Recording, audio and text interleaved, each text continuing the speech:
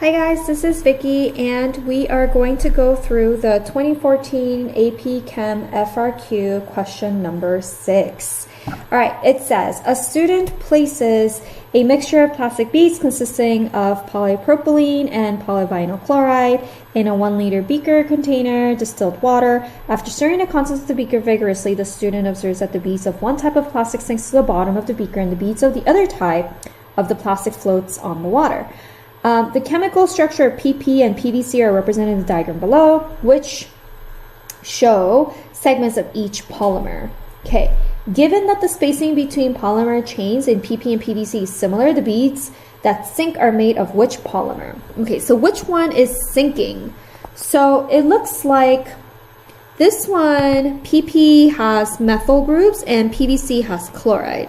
So basically something would sink in water if they're heavy, right? So which one would sink? So PP it's got methyl groups, right? Which is 12 plus 3, so that's what, 15 grams, okay, versus Cl, which is about 17 grams based on its periodic table, right? So which one will sink? PVC sinks, okay? Why? Because it's higher mass, okay? Higher in mass. Okey-dokies. All right, let's continue to B. B says the boiling point of liquid propene is 226 Kelvin, is lower than the boiling point of liquid vinyl chloride, 260 Kelvin. Account for this difference in terms of the types and strengths of intermolecular forces present in each liquid. All right, so IMF, it's intermolecular forces, and there's 3 of them, right? We have dipole-dipole, okay, and then we have a subset of dipole-dipole, which is called hydrogen bond, and hydrogen bonds are going to be between hydrogens and fluorine, oxygen, or nitrogen. So I always tell my kids to memorize it like this. Hand-fon.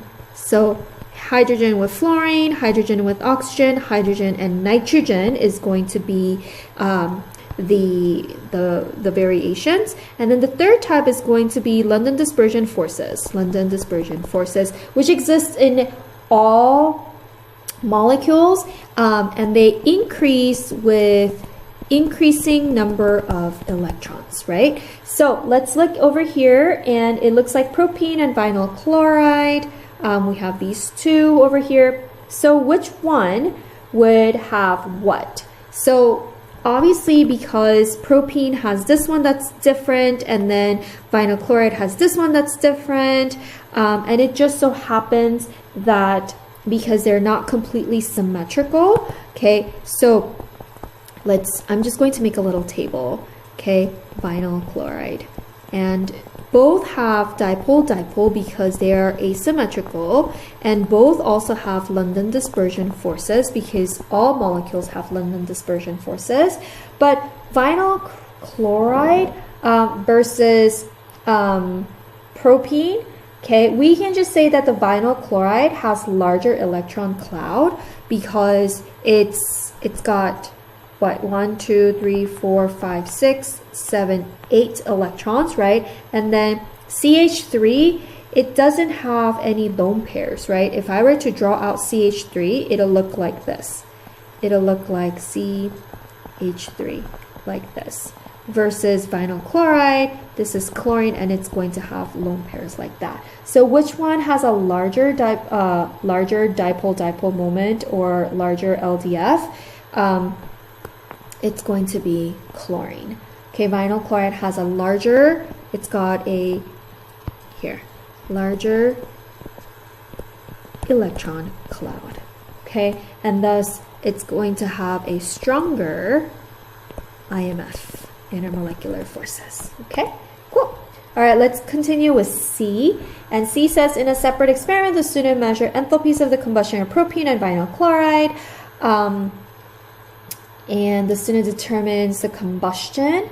of 2 moles of vinyl chloride releases 2300 kilojoules of energy according to the equation below. That's the equation that they have given us, and then you can see that this is an exothermic reaction because it's negative. Using a table of standard enthalpies of formation below, determine whether the combustion of 2 moles of propene releases more or less or the same amount of energy that 2 moles of vinyl chloride releases. Justify your answer with a calculation. So let's do the calculation. So basically, for this, we just have to remember for delta H heat of formation, it's always going to be products minus reactants, right? The sum of products minus reactants.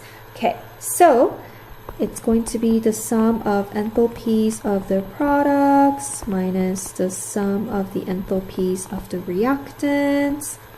Okay, and what are the products? It's right here. So that is going to be 6 times CO2, which is negative 394, plus that's 6 times water, and that's of gaseous water. So 6 times negative 242, okay, plus, sorry, I should have just written this slightly lower to make it like easier for you guys to see.